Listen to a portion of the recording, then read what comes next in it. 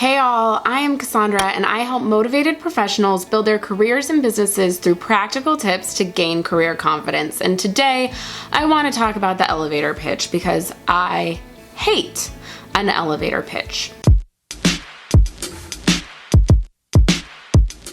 So in case you don't know what an elevator pitch is, it actually came out of business, and it was if you got in the elevator with the CEO or someone who could fund your company or build your business, what would you tell them about your business in that 30-second elevator ride? Talking about a business that way is one thing, but it somehow pivoted to being something that people should do for their careers. Like, hey, think about your elevator pitch. Like, if you meet somebody who could hire you, what would you tell them about you? So you're supposed to say your name, obviously, but also what you do, what you're skilled at, what you want to do in the future, any past experiences that could help, could be included. Major, you know, if you've had an internship, leadership positions. So it comes out something like this. Hi, I'm Cassandra, and right now I am a career coach at a state university, and also I create content on YouTube and coach people in their career journeys and speak on the side.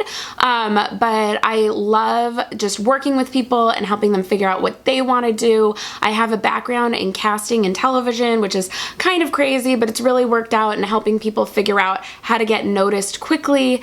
My next step is I really want to move into a director role in a state university and help more people grow in their careers. And I just love my dog, and I love living in my area, and love, like, what am I talking about? Which, FYI, not all of that is true about me. I do love my dog. It's rambling at you. It feels super awkward. If you've ever had to do this before, like say in a class or in a workshop, and they make you practice with the person next to you and you felt super awkward about it, you should feel awkward. It is awkward. You essentially just talked at somebody for 30 seconds. You didn't have a conversation, and that is just, well, awkward. It really is the only word for it.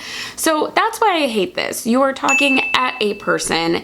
It feels strange because we don't have conversations that way. So here's what to do instead. So here are the two things I want you to do instead. And FYI, I do these things before every networking event, any place I'm meeting someone new, a conference, a coffee. I do these beforehand. First, I want you to come up with your personal statement. This should be something that summarizes who you are in one sentence. It normally will answer the question, tell me about yourself, or so what do you do? It's just the starting statement of who you are. So the issue with this is people start to get really broad or try and sound creative, like I'm a global citizen of the world and helping create environmental opportunities. You're like, what? Like, oh, I love to travel and work in environmental politics. I don't know, like, say it much more plain spoken. So for another example, I'll use myself. You could say, so tell me about you. What do you do? And I could say, well, I guide people through their career journeys to reach their career goals.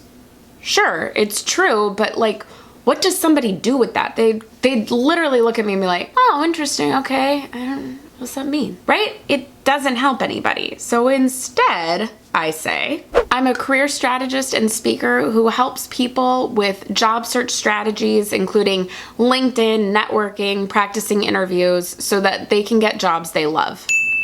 Now this person knows what I do, and they can refer me. Maybe they'll hire me because they can picture what I do. So don't get too creative or clever. It needs to be something that someone can go, okay, I see what they do. That makes sense. And this is where you can add something of, yeah, I am right now a digital social media strategist, but I'm hoping to move into a social media consultant role for major corporations. That I go, I know who you are. I know where you want to go. It's one sentence. Plus, once you've asked that, now people can ask more about you. So this goes to the second thing. While I don't want you to create an elevator pitch, I do want you to think about all those components before going to an event. Here's why.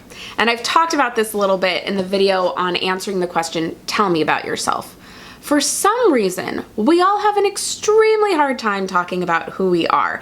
And if I turned and made you right now go, hey, tell me about yourself, and you were supposed to talk for 30 seconds about who you are, you would ramble and stammer and walk away and later on go, wait, why didn't I tell her this part? This is the key.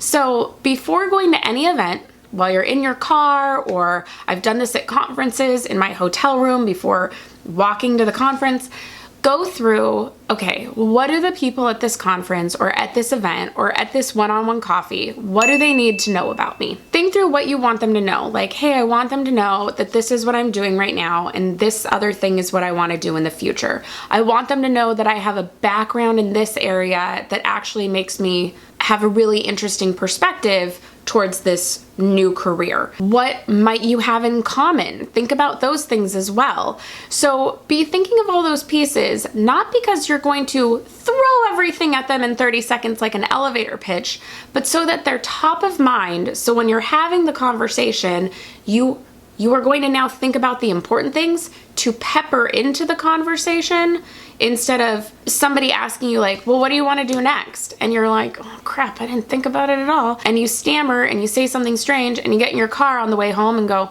wait, why didn't I tell them what I really want to do is this thing? So it's just a nice little review so that when you get in this situation, those key pieces are top of mind. We just don't throw them at somebody all at once. So please, oh please, oh please, never do an elevator statement again. But before the next time you meet new people, be that virtually, a coffee, a conference, think through what your one sentence brand statement is and then review those questions of what do you do? What should they know about you? What do you have in common? What's your next goal?